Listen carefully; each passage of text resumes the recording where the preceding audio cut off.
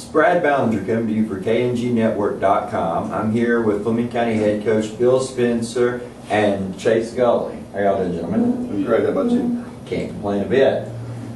Looking at last week's game against Fleming County, I know. So you had you with us here, Chase. You had, what, 16 tackles in that game? Yes, sir.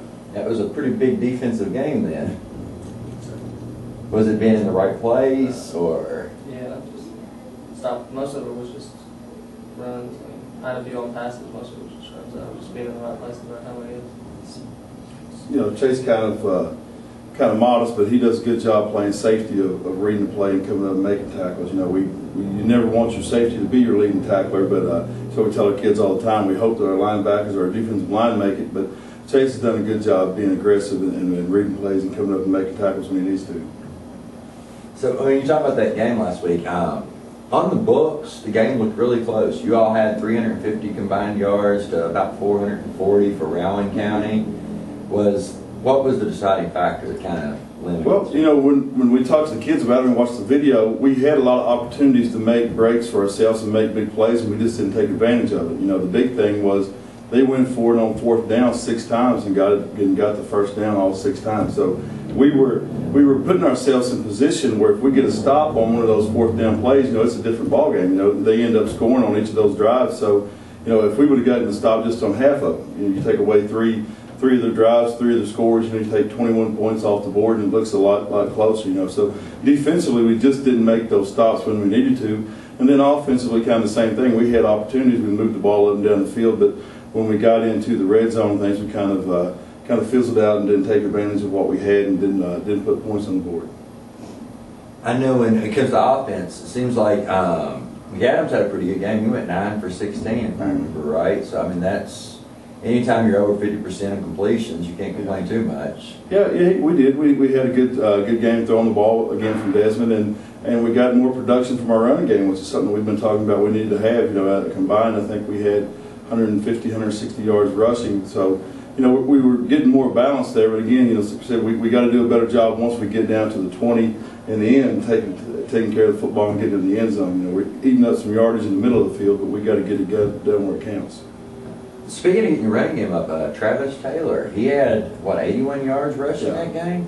Yeah, Trey, we call him. He did a good job for us. He'd normally been playing our X receiver, but with our injury to Landon Maxey, we moved him to tailback some, and he came in the first drive, you know, had a 57-yard touchdown run for us and ended up with a little over 80 yards rushing. So he's pretty versatile. We can use him as both. And then we had a freshman, Maverick Burnett, that we put at tailback some, and he ended up with 30-some yards rushing also on about 6 carries. So he averaged a little bit over 5 yards a carry. So, you know, we felt like we got good production at that position, and we feel like now we got another couple of options we can use there.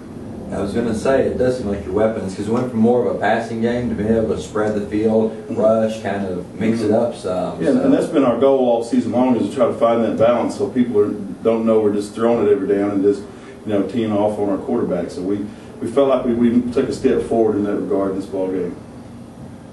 When it comes to defense, Desmond, you were out there, like I said, you had 16 tackles. So, I mean, basically you were all over that ball. Was there any telltale signs you were reading to be able to be on, or just being in the right place, or just from?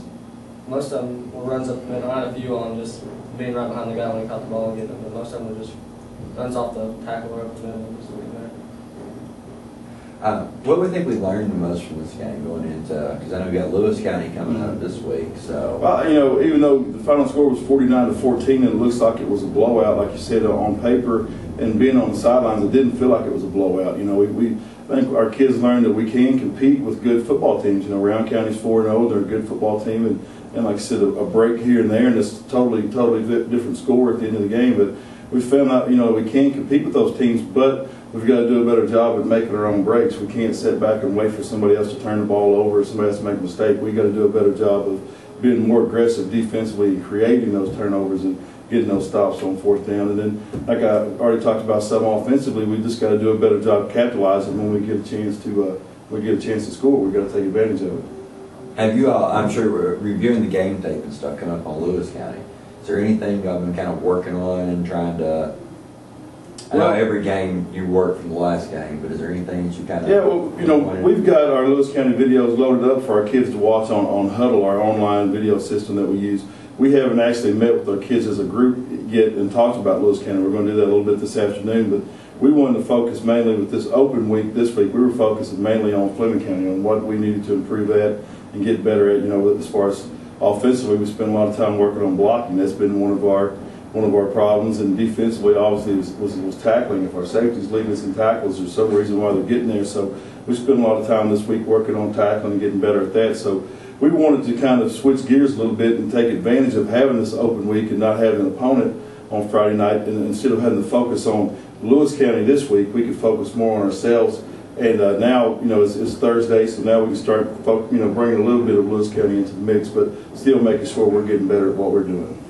With that open week, I know I would say now conditioning more than anything, you all probably just hit the weights for just to maintain, correct? Well, we have we're fortunate enough that we have most of our kids in weightlifting class during school, so you know we lift in there 4 or 5 days out of the week, and that, you know, keeps us at least maintaining. But at the same time, with the kids in our class, we can work on getting stronger. Our kids that we don't have in class, we have to work some, you know, some alternative schedules out with getting those guys in to try to keep them at least at their current level. We don't want to get in that mix. A lot of people do where they lift all summer long and the season gets here and they quit, you know, and they're actually stronger in August than they are in November. We don't want to be in, you know, in that position, because the games mean a lot more in November than they do in August. So we want to make sure we're improving as the season goes along. That's a great idea. I heard, you know, a lot of the teams I've heard is exactly what you said. They lift heavy all summer, then more it's hit the weight room maybe once a week during the season. Yeah. So does that help to improve your team? Does it seem, because everybody else, you know, the ones that are kind of slacking out? Or well, I don't, you know, want to say anybody else is slacking. I don't know what they're doing, but I think with us it helps our kids maintain that strength level or get stronger. So anytime you're getting stronger or faster, it's going to make you a better athlete. And at the same time, I think it helps out a lot with our injury prevention. We don't have as many of the small, you know, the ankle injuries and the, you know, the wrists and things like that, because we're keeping that strength level and we're not letting our body kind of tear down from where we're not, you know, we're not working on it. Speaking of injuries, do we have any injuries on the? Well, we still have, you know, Landon Maxey, who was injured in the Fairview game, and you know, it's kind of up in the air still about whenever he's going to return, if he does return, and he's our only, you know, big injury right now. You know, we certainly hope that at some point he can come back and play, but you know, we're going to support him either which way. He's still part of our football team. Absolutely. When you come away from the game, like I said, I mean, you all had yards. I mean, 350 yards. I think it was like what, 159 and yeah, 191 or something. Yeah, 190 something. Yeah, I mean that's a big offensive game. Mm-hmm. I mean, when you said you have to work on red zone, do you got anything you're kind of mix, or? We've got a few little things we're working on. We don't really want to throw that out there for everybody right now, but we're working on some things. But you know, the main thing is just we got to keep 100% of our focus down there. You know, those plays are when, you know, it pays off.